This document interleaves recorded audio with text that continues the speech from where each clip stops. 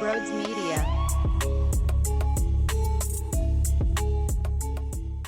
Can't say that I thought they'd go into Cleveland shorthanded. You see the news, no Tobias Harris. You already know what they're dealing with from a Joel Embiid level, from a DeAnthony Melton level, from a Nick Batum level. So in what world will the red-hot Cleveland Cavaliers fall apart to Kelly Oubre and Buddy Hield? And that's exactly what happened. Buddy Hield was on fire. Those shots at the end, oh my God, Strus,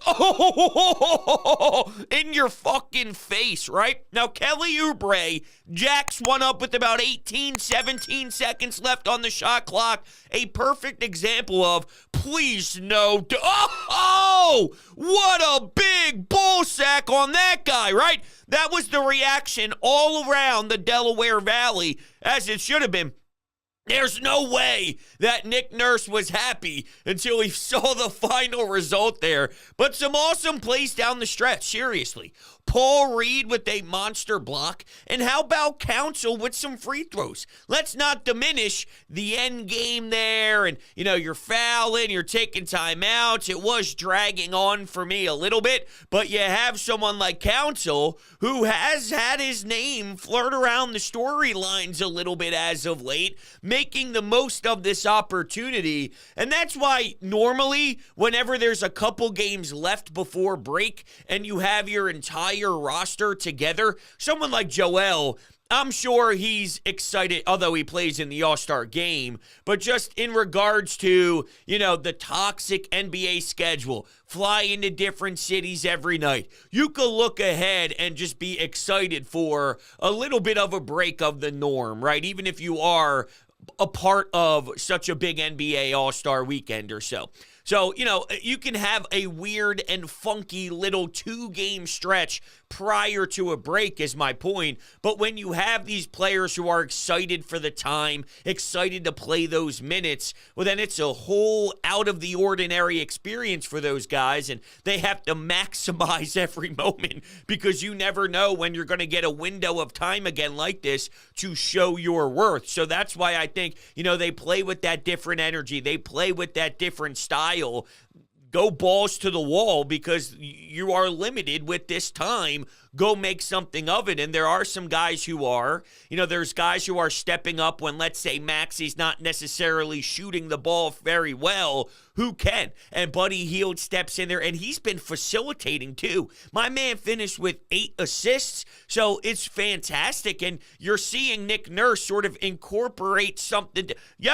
Let's put the ball in his hands. Let's see what he can do. I thought he'd shoot the ball a lot. I thought he'd be a high-volume shooter. He'll be very active, and you could tell that he's got a professional release, something we're not accustomed to here in Philadelphia, from outside the perimeter, someone who could actually knock it down with some confidence, with some poise, some patience too, when needed, and teams are afraid. He is a serious weapon and a legit threat, and man, it is entertaining as hell. But there's this different element, and I'll put my hands up saying I didn't expect him to be able to facilitate and rack up some assist numbers the way that I'm seeing it play out, but it's magnificent. And with Oubre, sure, it comes with the ups and the downs, right? For 41 minutes and no turnovers and that last shot with a couple seconds into the shot clock and all, for all of those times, there is the, oh my goodness, you're banging your head against the wall because Kelly Oubre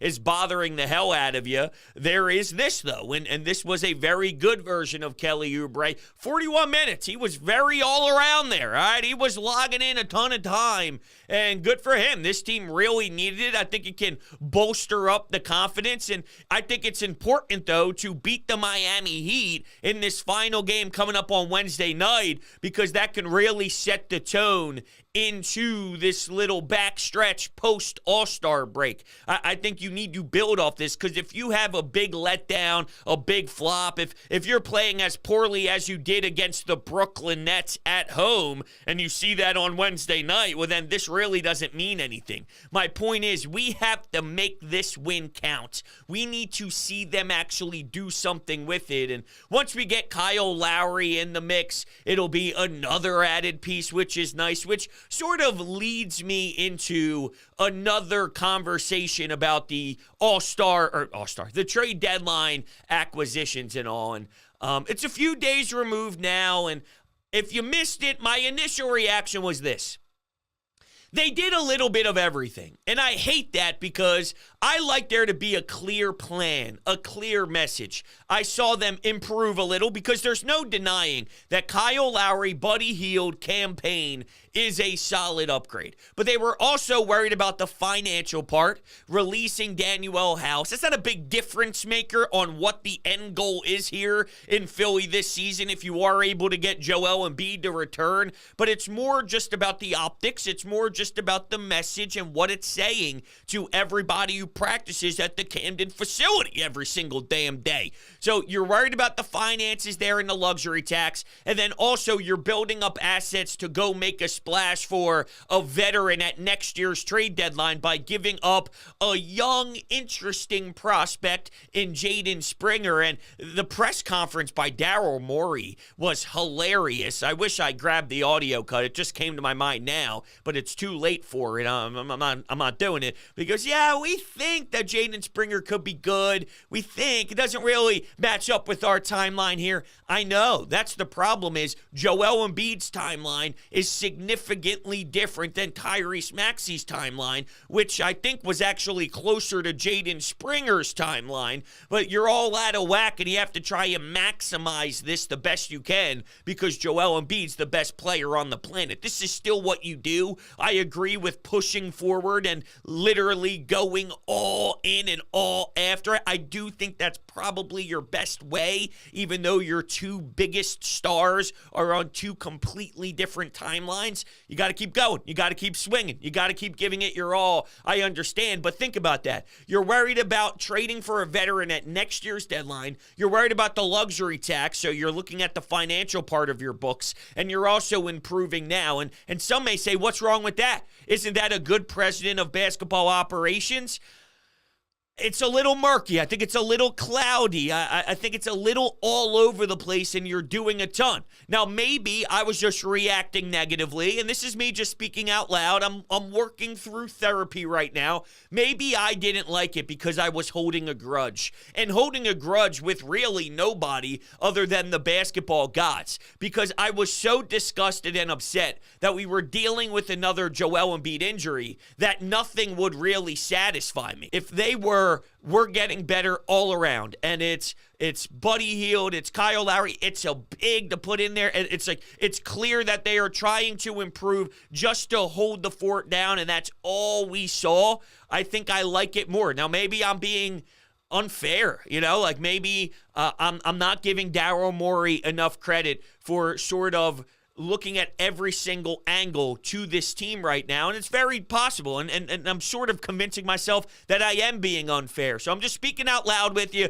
being open and honest. I had to take a few days ago. I'm not just going to dig my feet in the ground and say I'm never moving off of it. Yeah, I'm starting to see it a bit differently now, and I think really the rawness of me was about how angry I am with the Joel Embiid thing, just because, man, imagine if you do have Lowry, campaign, Buddy Hield, and a healthy Joel Embiid. My biggest fear is just, what are the odds that all of this clicks in maybe a week of Joel Embiid returning, if he even returns with some regular season basketball left? In what universe will they just automatically have the groove, automatically play perfect basketball when trying to figure out how to play with one another is number one, Joel Embiid's health number two, and Joel Embiid's stamina number three? The second Joel Embiid returns, you have to really adapt your entire offense. You play differently there. He anchors your defense, so you play differently there. You're playing a completely different style, and none of these new faces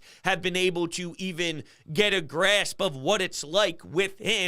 And then, hey, by the way, here's the playoffs.